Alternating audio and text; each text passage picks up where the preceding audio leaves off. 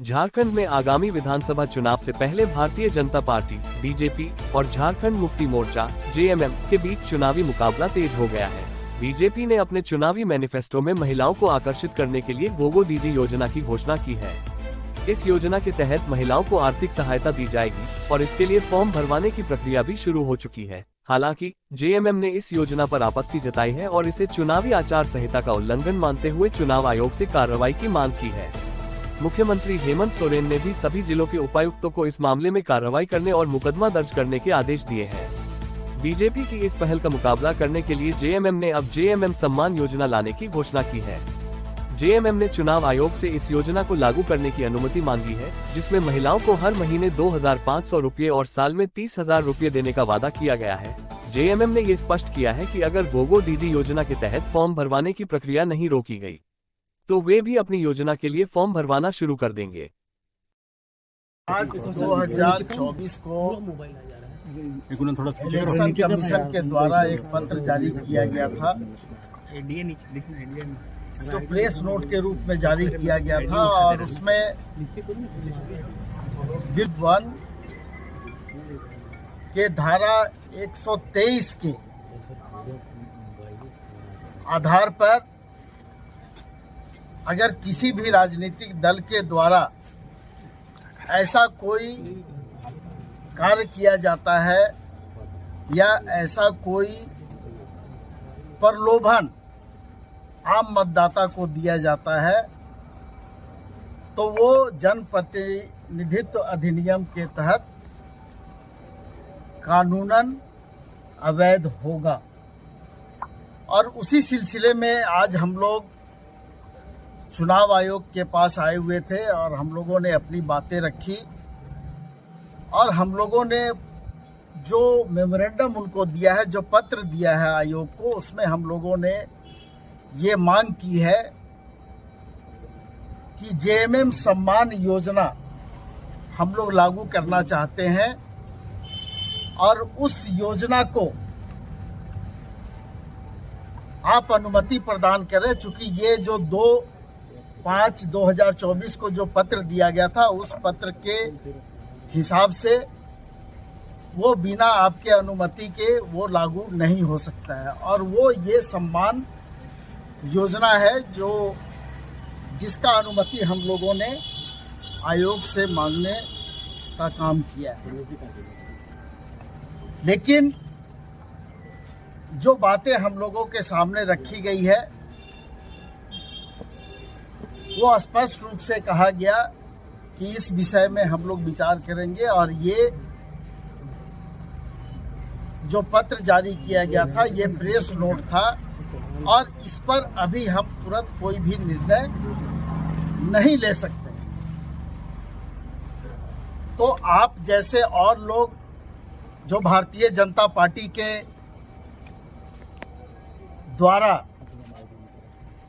एक योजना चलाई जा रही है, गोगो दीदी सम्मान योजना, उस विषय में भी उन्होंने कहा कि अगर गैर कानूनी होगा तो वो भी गैर कानूनी होगा और ये भी गैर कानूनी होगा, और अनुमति होगा तो दोनों को अनुमति होगा।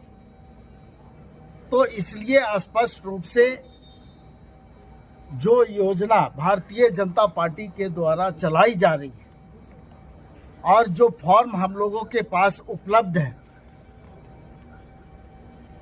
उस फॉर्म में आप लोग देखेंगे कि ना उसमें आधार कार्ड का कोई जिक्र किया गया है और ना अकाउंट नंबर का कोई जिक्र किया गया, और ये उनकी योजना है और ये फॉर्म उनके द्वारा निर्गत किया गया है। तो इससे स्पष्ट हो जाता है कि भारतीय जनता पार्टी के द्वारा जो फॉर्म निर्गत किया गया है और उसमें एक तरह से पार्टी के द्वारा प्रलोभन दिया गया है, वो जनप्रतिनिधित्व अधिनियम के तहत हम लोगों के हिसाब से वो गैर कानूनी है और लोगों को दिग्भ्रमित करने के लिए इस तरह का कार्यक्रम भारतीय जनता पार्टी के द्वारा चलाया जा रहा है। आम जनता, आम मतदाता को प्रभावित करने के ख्याल से इस तरह की योजनाएं लाई गई है। और जो फॉर्म में स्पष्ट रूप से जो समझ में आता है कि जब किसी का आपके पास अकाउंट नंबर नहीं है, जब किसी का आधार नंबर नहीं है, तो आप आखिर अगर पैसा दे रहे हैं तो किसको दे रहे हैं? तो कहीं ना कहीं ये पूरे राज्य में भ्रम की स्थिति फैलाने वाली है। और हम लोगों ने पहले से ये सम्मान योजना का निर्णय पार्टी के द्वारा हम लोगों ने लिया था और हम लोगों ने इसको अभी जो सामने लाने का काम किया है, ये हमारा काम भी चल रहा था। पार्टी के स्तर पर यह काम चल रहा था, लेकिन इसको सामने लाने का काम हम लोगों ने बिना अनुमति के नहीं लाने का निर्णय लिया था। इसलिए आज हम लोग आयोग के समक्ष आए थे कि आप इस पर अपनी अनुमति दें और उसके बाद फिर हम लोग इसको आगे लागू करें। क्या बोला गया? आयोग की तरफ से क्या बोला गया? नहीं, बहुत स्पष्ट रूप से बोला गया कि हम इस पर ये जो पत्र आपको इलेक्शन कमीशन के द्वारा 2/5/2024 को जारी किया गया था, उसमें पिछले चुनाव में जो घटनाएं घटी थी उस पर ये आधारित था और सभी जिला दंडाधिकारी को, जिला निर्वाचन पदाधिकारी को निर्देश भी दिया गया था उस समय।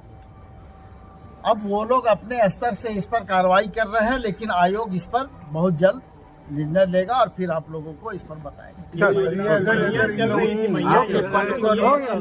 क्या पैसा वापस मिलेगा? मैया सम्मान योजना जो है वो सरकार की योजना है, वो सरकार के द्वारा संचालित हो रही है, जिसमें 12,000 रुपया साल में, यानी 1,000 रुपया राज्य के प्रत्येक बहनों को जो प्रति माह उसमें देने का प्रावधान है। और सरकार के द्वारा 52 लाख बहनों को इसका लाभ अभी मिल रहा है। और ये जो योजना आप लोगों के सामने हम लोग ला रहे हैं, वो हम लोगों ने पार्टी स्तर पर उसको करने का निर्णय लिया था और उसमें बिल्कुल स्पष्ट रूप से हम लोगों ने लिखा है कि उस 30,000 रुपया साल में